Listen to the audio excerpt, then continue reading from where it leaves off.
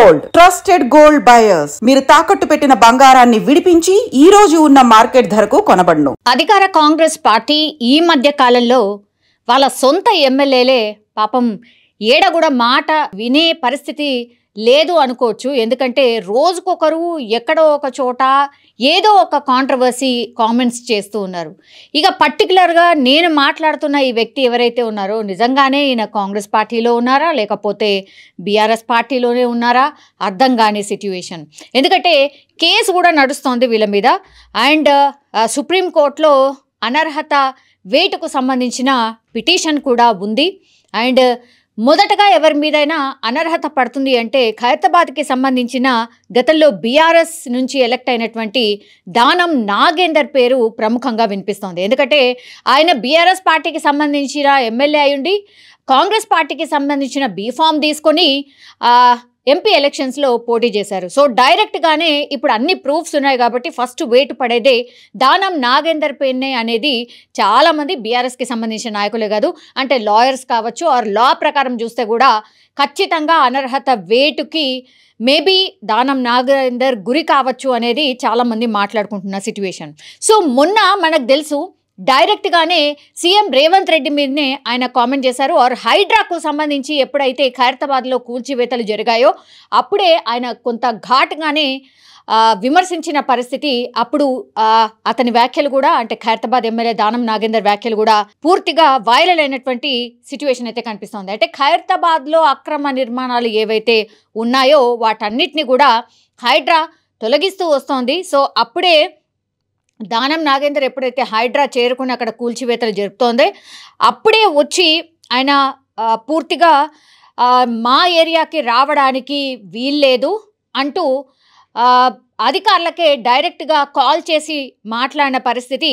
So అప్పుడు ఈ comments అన్నీ కూడా రచ్చకు క్రియేట్ అయ్యాయి. అండ్ పూర్తిగా చాలామంది అప్పుడు మాట్లాడినటువంటి సిట్యుయేషన్ అయితే కనిపిస్తోంది. పేదల పక్షాన నేను ఉంటాను, ఖచ్చితంగా నా బస్తీకైతే రావద్దు, నా ఏరియాకైతే రావద్దు, నా నియోజకవర్గానికైతే రావద్దు, ఇక్కడ కూల్చివేతలు చేయడానికి వీల్లేదు అంటూ డైరెక్ట్గానే దానం నాగేందర్ అధికారులకే వార్నింగ్ ఇచ్చిన పరిస్థితి అయితే కనిపించింది. ఇక హైడ్రా విషయంలో ఆయన దూకుడిని చూస్తుంటే ఏ పార్టీలు ఉన్నాము, వేటు పడుతుందా లేదా ఇదేమీ పట్టించుకోకుండానే పూర్తిగా కాంగ్రెస్ పార్టీకి సంబంధించిన నాయకుల మీదనే ఇప్పుడు ఆయన అధికార పార్టీని రిప్రజెంట్ చేస్తున్నారు కాబట్టి అధికార పార్టీ వాళ్ళనే ఎదిరించినట్టు అయింది.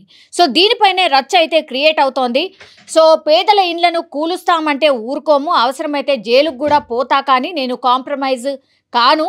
నా ఇంట్లో ఇప్పుడు ఈ వ్యాఖ్యలే ఇప్పుడు దుమారాన్ని క్రియేట్ చేస్తున్నాయి. మొన్నటి వరకు అధికారులను బెదిరించి ఆల్మోస్ట్ సీఎం రేవంత్ రెడ్డిని ఎదురించే మాటలు మాట్లాడినరు అనేది మొన్నటి వరకు ఒక చర్చ అయితే నడిచింది. ఇప్పుడు ఏకంగా నా ఇంట్లో వైఎస్ అట్లాగే కేసీఆర్ ఫోటో ఉంది కానీ ఇంకా రేవంత్ రెడ్డి ఫోటో రాలేదు అనేటువంటి మాట చెప్పిండ్రు.